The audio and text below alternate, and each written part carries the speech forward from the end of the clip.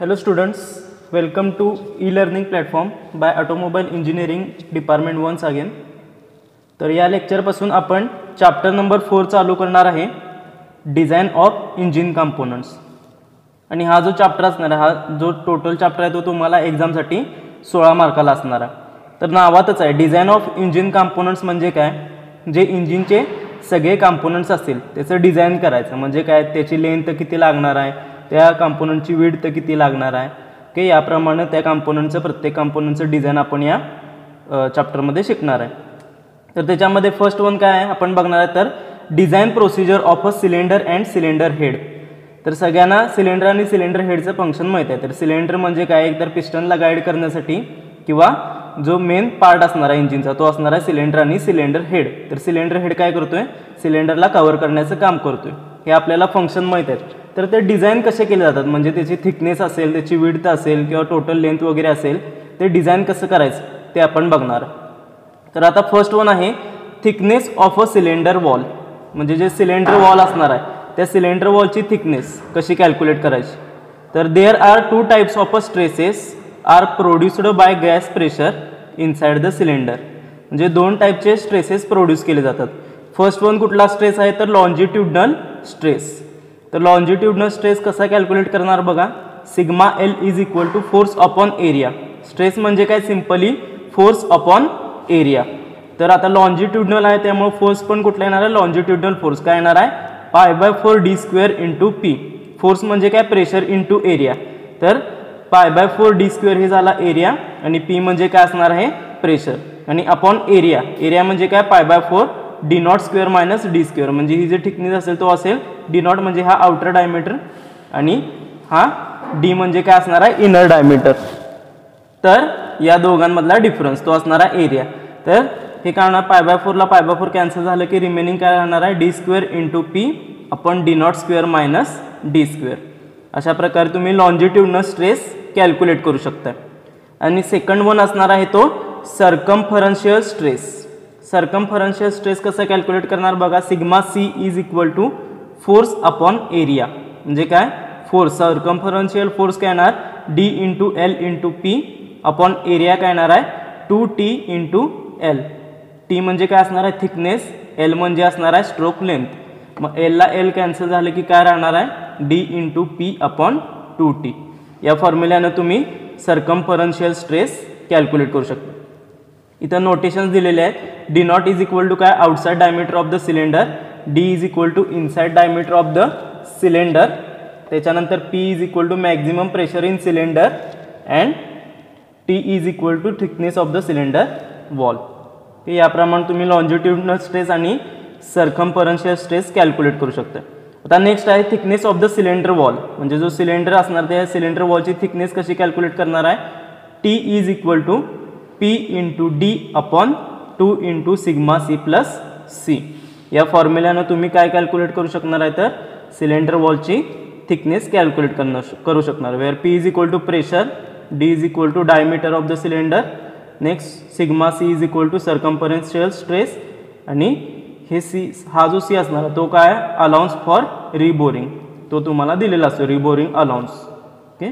किंवा अनेक empirical relation आहे. म्हणजे जर हे व्हॅल्यू माहीत नसतील तर इम्पेरिकल रिलेशननं कसं फाइंड करणार आहे, thickness of the cylinder wall T is equal to 0.045 D plus 1.6 mm. या फॉर्म्युल्यानं तुम्ही काय करू शकणार आहे, तर thickness of the cylinder wall calculate करू शकता. Where D is equal to काय येणार आहे, diameter of the cylinder bore. तर नेक्स्ट वन आहे bore and length of the cylinder. म्हणजे सिलेंडर बोरचा जो डायमीटर असेल आणि टोटल सिलेंडर लेंथ कशी फाइंड करायची. तर आपल्याकडे काय फॉर्म्युला आहे, indicated power is equal to PIM into L small L into capital A into small N into K divided by 60. हा फॉर्म्युला आपल्याला इंडिकेटेड पॉवर्स. वेअर PIM म्हणजे काय, इंडिकेटेड मीन इफेक्टिव्ह प्रेशर. जे मीन इफेक्टिव्ह प्रेशर असणार आहे ते. त्याच्यानंतर D म्हणजे काय असणार आहे, cylinder bore diameter. Capital D is equal to cylinder bore diameter in mm. मग एरिया काय येणार आहे, area is equal to π/4 d². हा इथला एरिया काय येणार आहे, π/4 d². Small L is equal to काय असणार आहे, stroke length in M M, म्हणजे ही जी स्मॉल एल असणार आहे ती काय असणार आहे स्ट्रोक लेंथ. त्याच्यानंतर capital N is equal to काय असणार आहे speed of engine in RPM, म्हणजे इंजिन स्पीड असणार आहे ते इंजिन स्पीड कॅपिटल एन. त्याच्यानंतर स्मॉल एन फाइंड करण्यासाठी दोन कंडिशन आहेत. 2 स्ट्रोक इंजिन जर दिला असेल तर काय असणार आहे small N is equal to capital N, आणि 4 स्ट्रोक इंजिन जर दिला असेल तर काय असणार आहे small N is equal to capital N/2. या दोन कंडिशन आहेत. आणि के इज इक्वल टू काय असणार आहे, हा के म्हणजे काय नंबर ऑफ सिलेंडर्स, म्हणजे किती सिलेंडर असतील, सिंगल सिलेंडर, डबल सिलेंडर किंवा 4 सिलेंडर असतील ते असणार आहे के. तर या फॉर्म्युल्याने तुम्ही काय फाइंड करू शकताय तर बोर आणि length of the cylinder find करू शकता. अदरवाइज द इम्पेरिकल रिलेशनशिप्स काय आहेत बघा. इम्पेरिकल रिलेशनशिप्स फर्स्ट वन आहे लेंथ ऑफ स्ट्रोक किंवा स्ट्रोक लेंथ काय येणार आहे small L is equal to 1.25 D to 2D, म्हणजे 1.25 डायमीटर ऑफ द बोर पासून ते twice the diameter of the bore ही असणार आहे तुमची जनरली स्ट्रोक लेंथ. आणि लेंथ ऑफ द सिलेंडर काय येणार आहे capital L is equal to 1.15 into stroke length, म्हणजे capital L is equal to 1.15 into small L ही असणार आहे stroke length. Next third one formula कुठला आहे बघा सिलेंडर हेड थिकनेस. तर सिलेंडर हेड थिकनेस कसा कॅल्क्युलेट करणार काय फॉर्म्युला बघा TH is equal to capital D into under square root of C into P divided by sigma C. तर where D is equal to काय असणार आहे cylinder bore diameter in mm. Next P is equal to maximum pressure, sigma C म्हणजे काय असणार आहे circumferential stress in newton per mm square, आणि हा जो C असणार आहे तो काय असणार आहे तर कॉन्स्टंट व्हॅल्यू 0.1. तर या फॉर्म्युल्याने तुम्ही सिलेंडर हेड थिकनेस कॅल्क्युलेट करू शकता. नेक्स्ट वन आहे indicated power and brake power. तर कशी कॅल्क्युलेट करणार इंडिकेटेड पॉवरचा फॉर्म्युला आपण बघितला आहे PIM into small L into A into N into K divided by 60. तर या फॉर्म्युल्याने तुम्ही इंडिकेटेड पॉवर जी असणार आहे ती इंडिकेटेड पॉवर फाइंड करू शकता. नेक्स्ट वन आहे ब्रेक पॉवर. तर ब्रेक पॉवर कशी कॅल्क्युलेट करणार बघा 2 into pi into N into T divided by 60, where N is equal to engine speed आणि T इज इक्वल टू काय असणार आहे इंजिन टॉर्क. तर या फॉर्म्युल्याने तुम्ही ब्रेक पॉवर फाइंड करू शकताय. आणि थर्ड वन आहे फ्रिक्शनल पॉवर. तर फ्रिक्शनल पॉवर म्हणजे काय difference between indicated power and brake power, या दोन्ही मधला जो डिफरन्स असेल तो असणार आहे फ्रिक्शनल पॉवर. तर या फॉर्म्युल्याने तुम्ही जे सिलेंडर हेड ह्याचं जे डिझाईन करायचं ते डिझाईन करू शकता. तर प्रॉब्लेम बघा काय calculate stroke length of a 4 stroke engine with a following specification.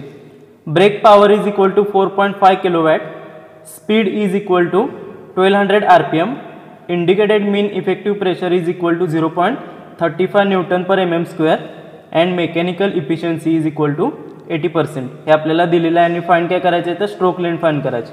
Given काय बघा first one brake power is equal to 4.5 kilowatt, म्हणजे वॅट किती होणार आहे 4.5 into 10⁻³ watt.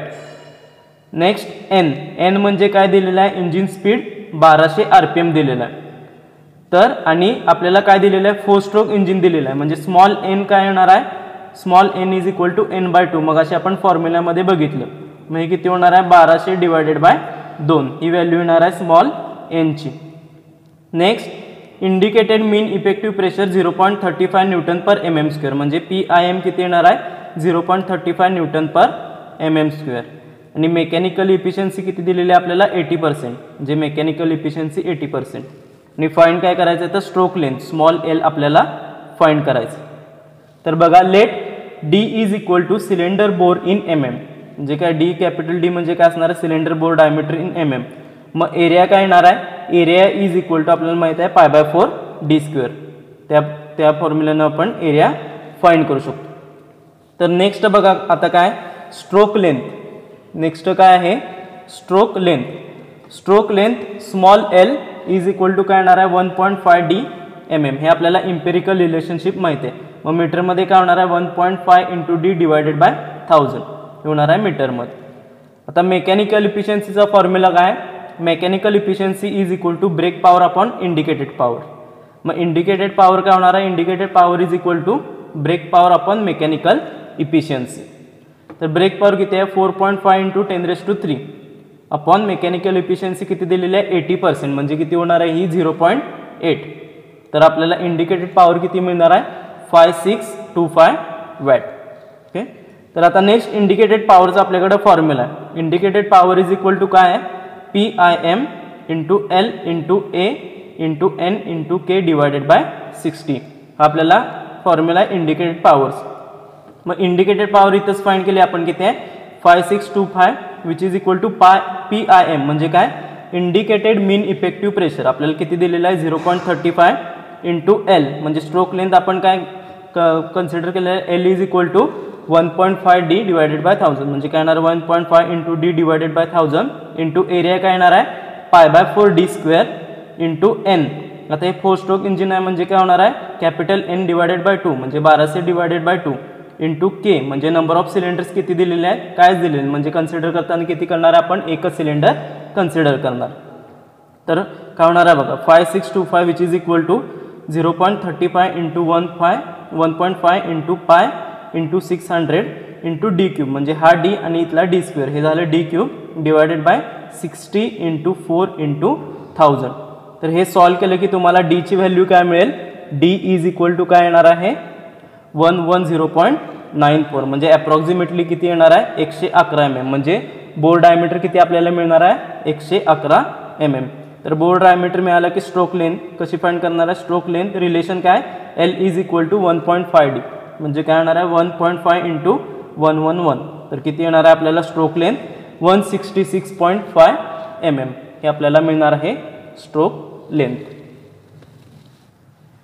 Second one problem काय बघा determine the bore and length of the cylinder of 4 stroke diesel engine for following specifications.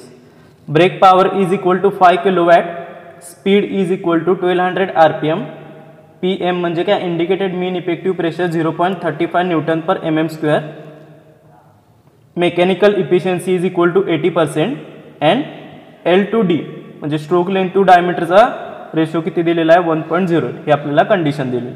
तर given काय येणार आहे बघा फर्स्ट वन दिलेला आहे ब्रेक पॉवर किती दिलेली आहे 5 किलोवॅट म्हणजे 5 इंटू 10³ वॅट. त्याच्यानंतर स्पीड किती दिलेली आहे 1200 RPM आणि आपल्याला काय दिलेलं आहे तर 4 स्ट्रोक इंजिन म्हणजे काय होणार आहे small n is equal to काय येणार आहे n/2 म्हणजे 1200 डिवायडेड बाय 2 किती येणार आहे 600 RPM. कंडिशन काय दिलेली आहे 4 स्ट्रोक इंजिन आहे त्यामुळे PM इज इक्वल टू काय येणार आहे 0.35 न्यूटन पर mm² आपल्याला दिलेला आहे. मेकॅनिकल इफिशियन्सी किती दिलेली आहे 80% आणि L टू D रेशो किती दिलेला आहे 1.08 म्हणजे काय होणार आहे L is equal to 1.08 into D हा इकडे D गेला डिवायड बाय 1000 हे होणार आहे मीटरमध्ये. ओके.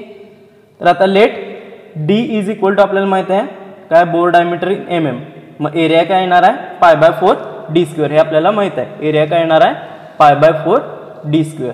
तर आता एरिया कॅल्क्युलेट केला त्याच्यानंतर पुढे काय येणार आहे बघा indicated power is equal to brake power upon mechanical efficiency हा आपल्याला फॉर्म्युला माहित. मग ब्रेक पॉवर किती दिलेला आहे 5 इंटू 10³ अपॉन मेकॅनिकल इफिशियन्सी किती दिलेली आहे 80% म्हणजे 0.8 तर हे किती येणार आहे 6250 वॅट ही आपल्याला आली इंडिकेटेड पॉवर. तर आता फॉर्म्युला नेक्स्ट काय इंडिकेटेड पॉवरचा indicated power is equal to PIM into L into A into N into K divided by 60 हा फॉर्म्युला आपल्याला इंडिकेटेड पॉवर्स. तर इंडिकेटेड पॉवर आत्ताच फाइंड केले की ते 6250 which is equal to indicated mean effective pressure किती दिलेलं आहे 0.35 इंटू L ची कंडिशन आपल्याला काय दिलेलं आहे L is equal to condition दिलेलं आहे 1.08 इंटू D अपॉन 1000 म्हणजे 1.08 into D upon 1000 into A म्हणजे एरिया काय येणार आहे π/4 D² इंटू स्मॉल n म्हणजे काय येणार आहे 600 म्हणजे काय हे 4 स्ट्रोक इंजिन दिलेलं आहे म्हणजे 1200 डिवाइड बाय 2 किती होणार आहे ते 600 इंटू K म्हणजे नंबर ऑफ सिलेंडर आपल्याला किती दिले प्रॉब्लेममध्ये दिलेले आहे त्यामुळे कन्सिडर काय करणार आहे एकच कन्सिडर करायचं डिवाइड बाय 60. तर काय होणार आहे 6250 which is equal to 0.35 into 1.08 into pi into 600 divided by 60 into 4 into 1000 आणि हे D आणि हे D² हे काय होणार आहे D³ त्याला मल्टिप्लाय होणार. तर हे सॉल्व केल्यानंतर आपल्याला D³ काय मिळणार आहे D³ इज इक्वल टू 2105 224.115 हे आपल्याला डी क्यूब मिळणार. त्याचं क्यूब रूट काढलं की डी आपल्याला व्हॅल्यू काय मिळेल 128.16 mm, म्हणजेच ॲप्रॉक्सिमेटली किती मिळणार आहे 129 mm ही आपल्याला मिळाली बोर डायमीटर. तर स्ट्रोक लेंथ काय आपल्याला रिलेशन दिलेलं आहे L is equal to 1.08 D हे आपल्याला प्रॉब्लेममध्येच दिलेलं आहे. म्हणजे काय होणार आहे 1.08 इंटू 129 किती येणार आहे 139.32 mm ही आपल्याला मिळाली स्ट्रोक लेंथ. आणि टोटल सिलेंडरची जी लेंथ असणार आहे टोटल सिलेंडर लेंथचं इम्पिरिकल रिलेशन आपल्याकडे काय capital L is equal to 1.15 into small l म्हणजे 1.15 इंटू 139.32 किती येणार आहे 160.218 mm ही आपल्याला मिळणार आहे total cylinder length. Next one problem काय बघा. Determine the thickness of a plain cylinder head of 300 mm cylinder diameter. The maximum gas pressure is 3.2 Newton per mm square. Okay. Take allowable tensile stress for cylinder cover is 42 Newton per mm square and constant 0.1. Okay, हे आपल्याला दिलेलं आहे. तर काय find करायचं आहे thickness of a plain cylinder head म्हणजे TH आपल्याला फाइंड करायचं आहे. D आपल्याला दिलेला आहे डायमीटर ऑफ द सिलेंडर किती दिलेला आहे 300 mm. मॅक्झिमम प्रेशर आपल्याला दिलेलं आहे 3.2 न्यूटन पर mm स्क्वेअर आणि अलाउएबल टेन्साईल स्ट्रेस म्हणजे सिग्मा टी आपल्याला दिलेला आहे 42 न्यूटन पर mm स्क्वेअर आणि कॉन्स्टंट दिलेला आहे 0.1. तर आपल्याकडे फॉर्म्युला आहे. फॉर्म्युला काय सिलेंडर हेड थिकनेस काय फॉर्म्युला आहे TH is equal to D into under square root of C into P max upon sigma T हा आपल्याला फॉर्म्युला. ओके. तर या फॉर्म्युल्यामध्ये डी ची व्हॅल्यू म्हणजे काय बोर डायमीटर किती येणार आहे 300 into square root of constant आपल्याला दिलेलं आहे 0.1 इंटू पी मॅक्स म्हणजे मॅक्झिमम प्रेशर किती दिलेलं आहे 3.2 अपॉन सिग्मा टी म्हणजे टेन्साईल स्ट्रेस किती दिलेला आहे आपल्याला मॅक्झिमम अलाउएबल 42. तर हे सॉल्व केल्यानंतर तुम्हाला सिलेंडर हेडची थिकनेस किती मिळणार आहे 26.18 mm म्हणजे ॲप्रॉक्सिमेटली किती मिळणार आहे 27 mm. तर अशा प्रकारे तुम्ही हा सिलेंडर हेडचा थिकनेस फाइंड करू शकता.